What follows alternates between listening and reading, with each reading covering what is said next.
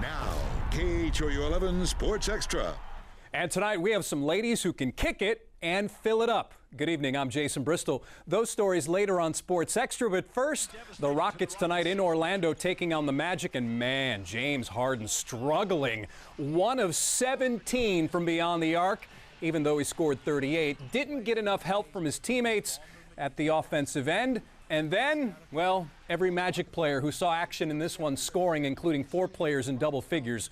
Orlando closing out the game, big 20-6 run, and the Rockets fall at Orlando 116-109.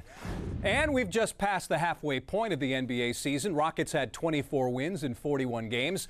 Now we're asking our first question of the night. How many wins will these Rockets end up with?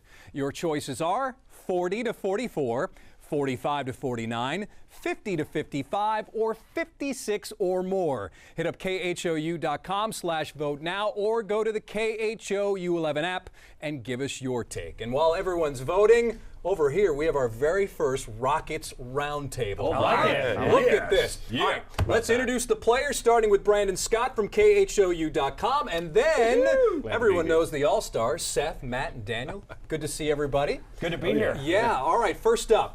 Which in-season move by these Rockets has been the best one the Rockets have made? I think a lot of people will point to Austin Rivers joining this team as that boost that they needed, but I think just overall health, helping that rotation, getting Nene, the physicality off the bench, which they really struggled with early on in the season.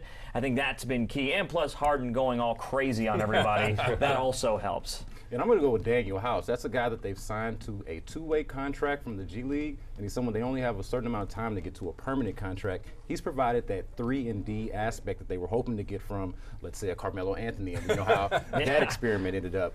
From, say, James Ennis or Trevor Ariza, who they lost. Daniel House has been able to come in and supplement that, and I'm looking to see if they can sign him to a contract for the rest of the season. We know Austin Rivers is the best player of the acquisitions, but Daniel House provides that, he fills that void that they had. I'll go with the easy choice, Austin Rivers, especially with Chris Paul out. He provides that defense that you're missing with the guards while he's gone. But more than anything, I just like that he's not the guy that I always wanted to believe he was. Right. You know, and the more we get to know him now, he's not this privileged kid that just played for his dad. He wasn't part of the culture problem with the Clippers. Right. He's not starting fights in tunnels anywhere. Right. But he knows where the tunnels are. He knows where the tunnels are. We've got espionage on our side. So he's just been a revelation in a lot of ways. I just think that Austin Rivers, I never thought he was a bad guy. Yeah. I really didn't. I thought he was a tough player. He gets up in your face, and that's the kind of player we needed here in Houston, because you lose Trevor Ariza, Luke Ma'amute. I think this roster right now, I would have never said this 6 weeks ago, I think they're stronger than they were a year ago today. How about the move of Jeff Bzdelik coming back? That's pretty good. Here's your guy that was all about defense, and boy, the defenses look pretty good. So I think Jeff Bzdelik has been a huge move. A lot of people on social media talking about this one. Should Clint Capela be an all-star, Daniel? Well, I think he should get some consideration. Now, you can't trust fans voting, no offense, because a lot of people out there don't really know what they're doing. But he's 4th in scoring among centers. He's 5th in rebounds. He's got the stats to back it up. He continues to improve. Whether he's an all-star yet, I don't know, but he's an all-star for this team. And I think that's what matters most for the guys here. Here's the thing that fans and everyone else has to keep into consideration, that they changed the way the voting takes place now. They don't vote exclusively on centers anymore. It's front court players. Now, if it was centers, Capela is easily one of the top 5 centers, certainly in the Western Conference, possibly even the entire NBA.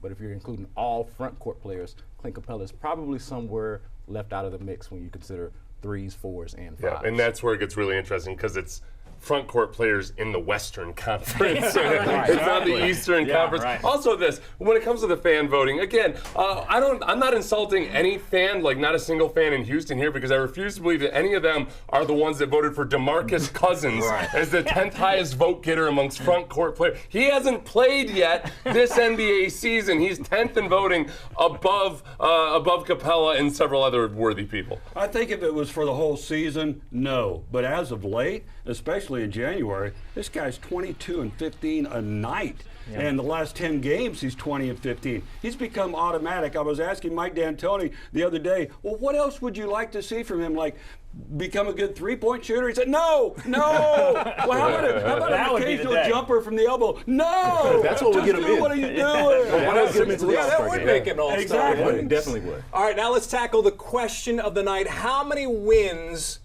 will the Rockets end up with this season? I'm going between 50 and 55. I think that's a decent mark right now because they're playing good basketball. They slipped up tonight against Mickey Mouse crew down there in Orlando. But I think they're going to get these guys healthy with Gordon and Paul, and they're going to hit a rhythm after the All-Star break. I'm going 50-55. I think Daniel's really courageous for that. I'm going to say that the Rockets are the exact team that we've seen so far.